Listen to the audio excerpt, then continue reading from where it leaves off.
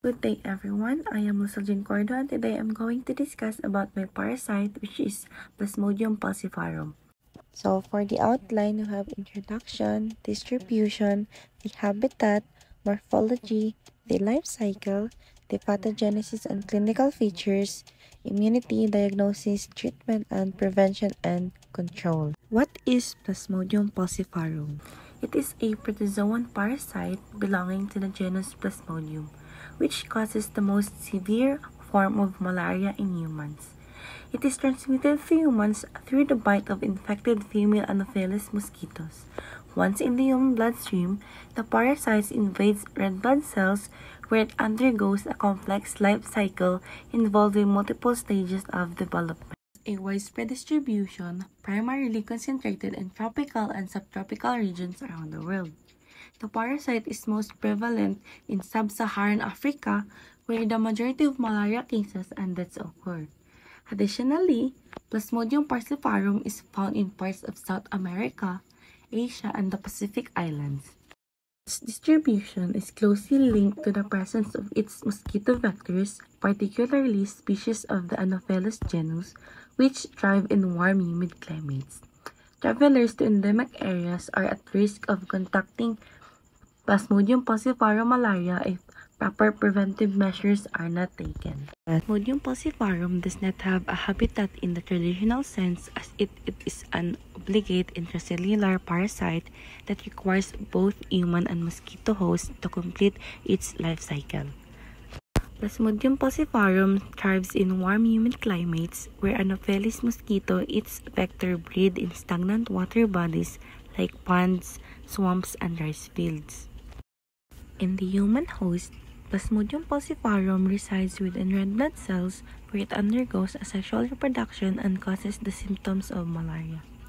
It thrives in the bloodstream, particularly in areas with high parasitemia, leading to severe disease manifestations. Plasmodium falciparum undergoes different cycles and phases. First, you have sporozoites, elongated motile form transmitted by mosquitoes. We have also merozoites, small rounded cells released from infected red blood cells. Tropozoites, growing form within red blood cells, ranging from ring-shaped to amoeboid. Then schizont, a multinucleated structure formed by replication of tropozoites. Then the gametophytes, sexual stage in the bloodstream, ready for ingestion by mosquitoes. Malaria parasite life cycle involves two hosts. During a blood meal, a malaria-infected female Anopheles mosquitoes inoculates sporozoites into the human host. Sporozoites infect liver cells and mature into schizonts.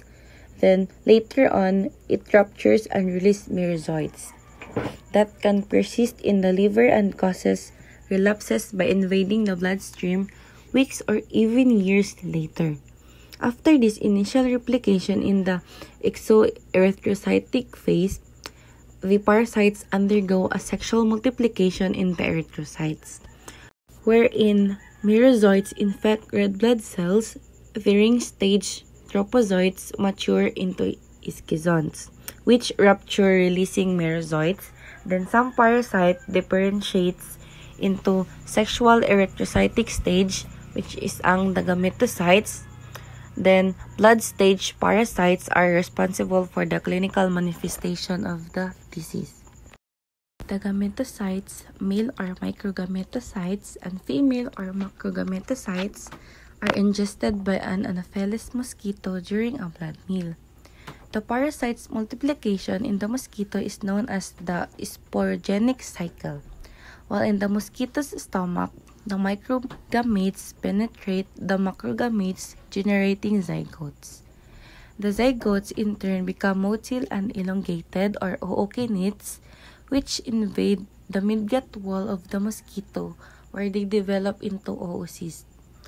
The oocysts grow, rupture, and release sporozoites which make their way to the mosquito's salivary gland.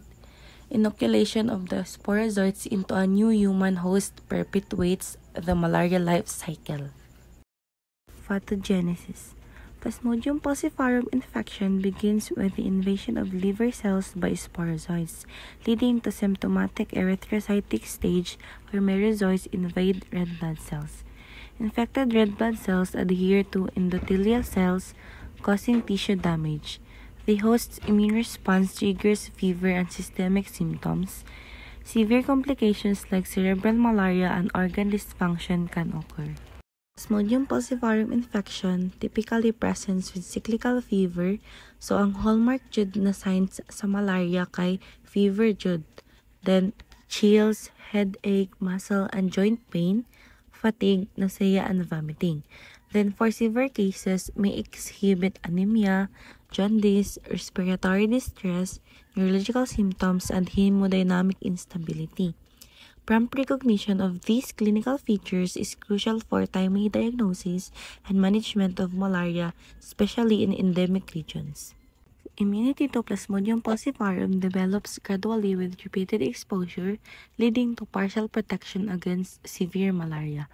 This immunity involves both antibody and cellular responses, which can limit parasite growth and reduces disease severity.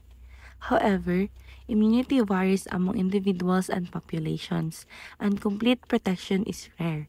Achieving long-term control of malaria requires comprehensive strategies, including vaccination, vector control, and improved healthcare access. Diagnosing Plasmodium falciparum infection typically involves a combination of clinical evaluation, laboratory tests, and microscopy. First, we have microscopic examination of blood smear. This is the gold standard for malaria diagnosis, where a small drop of blood is placed on a slide, stained with GEMSA or similar stains, and examined under a microscope. We also have rapid diagnostic tests or RDTs, are immunochromatographic tests that detect specific antigen produced by malaria parasites. We also have molecular methods or polymerase chain reaction or PCR, and other nucleic acid amplification techniques that can detect malaria parasites' genetic material with high sensitivity and specificity. Treatment of Plasmodium falciparum infection, the most severe form of malaria, typically involves anti-malaria medication. The choice of treatment depends on various factors, including the severity of infection, the patient's age, weight, and pregnancy status, drug resistance patterns in the region, and individual medical history. First, we have artemisinin-based combination therapies or ACTs are currently recommended as the first-line treatment for uncomplicated Plasmodium falciparum malaria according to the World Health Organization. Treatment of severe malaria, which characterized by complications such as cerebral malaria, severe anemia, respiratory distress, renal failure, or shock, requires urgent and aggressive treatment. The preferred first-line treatment for severe malaria is intravenous artesunate, followed by a complete course of oral ACTs once the patient can tolerate oral medications. We also have quinine-based regimens that may be used as an alternative in settings where artesunate is not available. Kaya naman yung mga countries nga dili available sa ila ang artesunate, so pwede nato gamitan ang quinine-based regimens.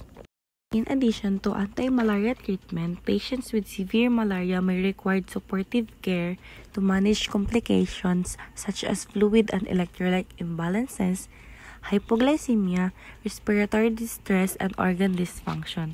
Close monitoring and appropriate interventions are essential for optimizing patient outcomes. For prevention and control, preventive measures include vector control with insecticide-treated bed nets, indoor residual spraying, and environmental management.